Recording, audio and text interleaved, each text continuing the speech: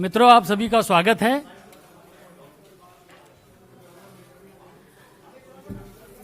शुरू करें ना। मित्रों, आप सभी का स्वागत है। आज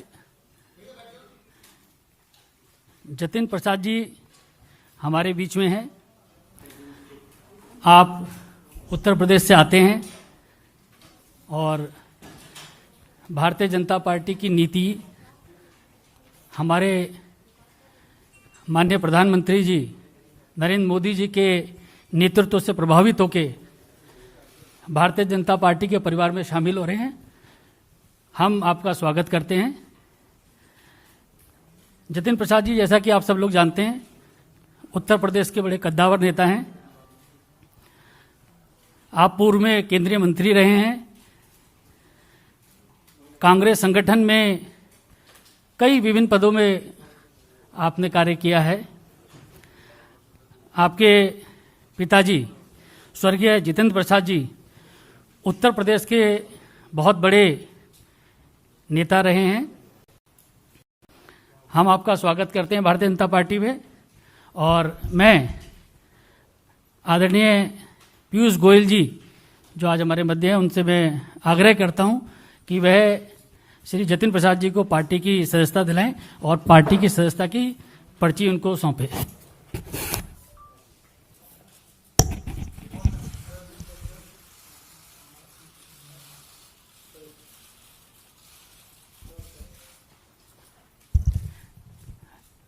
आदरणीय पीयूष गोयल जी बुके देके आपका स्वागत करें।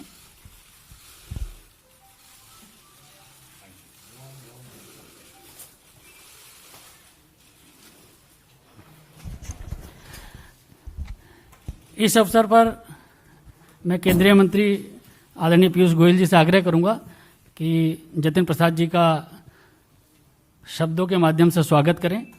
आदरणीय पीयूष गोयल जी। धन्यवाद अनिल जी।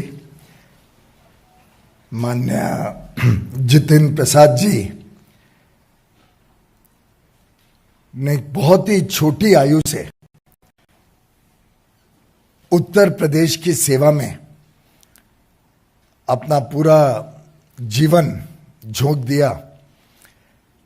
मुझे अभी भी याद है, शायद इनकी उम्र शायद सिर्फ 27 वर्ष की थी जब आकाशात्मक एकदम सडनली उनके पूज्य पिताजी का देहांत हुआ। और ये मुंबई में तब काम करा करते थे, बहुत अच्छी पद पर थे। दून स्कूल से पढ़ाई की, श्री राम कॉलेज से, दिल्ली के विख्यात कॉलेज से पढ़ने के बाद एमबीए करने के बाद अपने काम में लगे थे, जब बहुत छोटी उम्र में उनको परिवार को ये धक्का पड़ा। लेकिन छोटी आयु में भी उन्होंने जिस प्रकार से पूरे उत्तर प्रदेश में दौरा किया, उत्तर प्रदेश के अलग अलग जिलों में जाके अपनी प्रतिभा से, अपने काम से लोगों का दिल जीता। 2 बार पार्लियामेंट में अच्छे मतों से जीते। पहली बार शाहजहांपुर से 2004 में, और जिस प्रकार से उन्होंने पूरे उत्तर प्रदेश की राजनीति में एक बहुत प्रमुख भूमिका वर्षों वर्षों तक निभाई, वो हम सब देखा करते थे। इनके पिताजी का भी बहुत बड़ा योगदान था वर्षों वर्षों तक कांग्रेस में, और कांग्रेस पार्टी हो, कांग्रेस की सरकारें हो, उसमें बिना कोई पद के उन्होंने जिस प्रकार से सेवा करी थी देश की, वो हम सब भली भांति याद करते हैं। केंद्र सरकार में भी मेरे मित्र जितेंद्र जी अलग अलग विभागों को देख चुके हैं। मिनिस्टर के नाते काफी बड़ा अनुभव है उनका, चाहे वो इस्पात मंत्रालय हो, चाहे पेट्रोलियम एंड नेचुरल गैस हो, चाहे वो सड़क परिवहन हो या एजुकेशन मिनिस्ट्री, चारों में उन्होंने अपनी छाप छोड़ी थी। मुझे तो एक पर्सनल अनुभव भी है। मैं याद करता हूं कि जब ये पहले कांग्रेस की सरकार थी तब इन्होंने बहुत प्रयत्न करके उत्तर प्रदेश में अपने क्षेत्र में एक मीटर गेज से ब्रॉड गेज लाइन कन्वर्जन स्वीकृत तो करा पाई, लेकिन उसको गति नहीं दिलवा पाए थे कि वो जल्द से जल्द खत्म हो, जल्द से जल्द वो पूरा हो काम। मोदी जी की सरकार 2014 में आए, तब ये सांसद नहीं रहे, लेकिन उत्तर प्रदेश की जनता की सुविधाएं सुधरे, उत्तर प्रदेश में अपने क्षेत्र में काम चालू रहे, उसके लिए लगातार पीछे पड़े रहे और रेल मंत्रालय के पीछे ऐसा पड़े रहे कि उन्होंने उस प्रोजेक्ट को कंप्लीट करवाया मोदी सरकार आने के बाद। तो एक प्रकार से ऐसे युवा नेता, जमीन से जुड़े हुए नेता, लोकप्रिय नेता और जिनकी प्राथमिकता समाज सेवा रही हो, जिनको देश के प्रति प्रेम हो, ऐसे एक बहुत ही कद्दावर नेता, जैसे अनिल जी ने कहा, उत्तर प्रदेश की राजनीति में जिनका बहुत बड़ी भूमिका आगे मैं देख पा रहा हूं, ऐसे श्री जितेंद्र प्रसाद जी हम सबको आज हमारी पार्टी के साथ, प्रधानमंत्री नरेंद्र मोदी जी के नेतृत्व के साथ, श्री जेपी नड्डा जी की अध्यक्षता में भारतीय जनता पार्टी में जुड़ रहे हैं। मैं इनका तहे दिल से स्वागत करता हूं और मुझे विश्वास है कि इनके आगमन से पार्टी को भी बल मिलेगा और जितेंद्र प्रसाद जी को देश सेवा, समाज सेवा के लिए एक अच्छा मौका मिलेगा। जितेंद्र जी, आप भी कुछ कहना चाहें? बहुत बहुत धन्यवाद आदरणीय पीयूष गोयल जी, आपने जो मेरे बारे में जो वक्तव्य रखा। अनिल बलूनी जी, आपका भी धन्यवाद। सर्वप्रथम तो मैं आज के इस दिन भारतीय जनता पार्टी के राष्ट्रीय अध्यक्ष श्री जेपी नड्डा जी, इस देश के यशस्वी प्रधानमंत्री आदरणीय नरेंद्र मोदी जी, इस देश के कर्मयोगी गृह मंत्री आदरणीय अमित शाह जी और समस्त भारतीय जनता पार्टी नेतृत्व का मैं धन्यवाद अर्पित करता हूं कि उन्होंने आज इस भारतीय जनता पार्टी परिवार में मुझे सदस्यता और सम्मान दिया है। और ये मेरे राजनीतिक जीवन का एक नया अध्याय शुरू हो रहा है। जैसे कि आप जानते हैं, मेरा कांग्रेस पार्टी से 3 पीढ़ियों का साथ रहा है, तो ये महत्वपूर्ण निर्णय जो मैंने लिया है, बहुत विचार मंथन और सोच के बाद मैं इस फैसले पे पहुंचा हूं। और सवाल ये नहीं है आज कि मैं किस दल को छोड़ के आ रहा हूं, मगर सवाल ये है कि किस दल में जा रहा हूं और क्यों जा रहा हूं।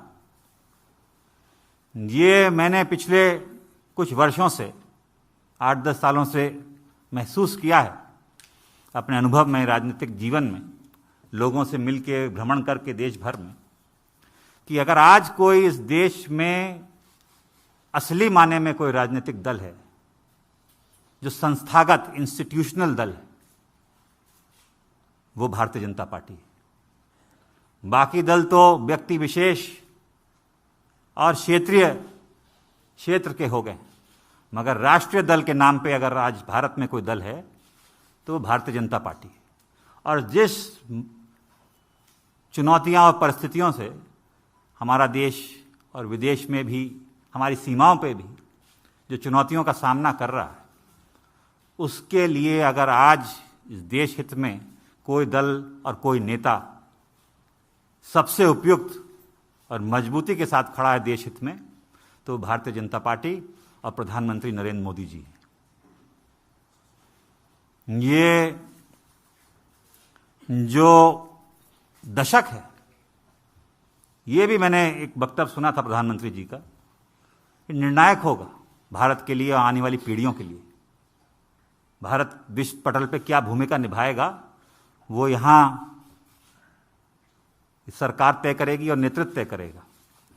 और प्रधानमंत्री जी रात दिन भारत की सेवा में निस्वार्थ लगे हुए हैं। हम देखते आए हैं, हमने चुनौतियों का सामना भी किया, जनता ने हमें दरकिनार भी किया है, तो हम जानते हैं कि उनके प्रति देश की भावना क्या है प्रधानमंत्री जी के प्रति। और वो जो नए भारत का निर्माण कर रहे हैं उसमें मुझे भी एक सदस्यता जो आज मैंने ग्रहण की है भारतीय जनता पार्टी की, एक योगदान छोटा सा करने का भारत के प्रति, भारत की जनता के आने वाली पीढ़ियों के प्रति करने का अवसर मिलेगा। ये मैंने विचार करके इस निर्णय पे पहुंचा। कल्याणकारी योजनाएं तो प्रधानमंत्री जी ने की हैं, जो गांव-गांव हम देखते हैं, चाहे विद्युतीकरण हो, शौचालय हो, गैस योजना हो, तमाम उन गरीबों का ध्यान रखा है और उन लोगों का ध्यान रखा है जो असली में जरूरतमंद है।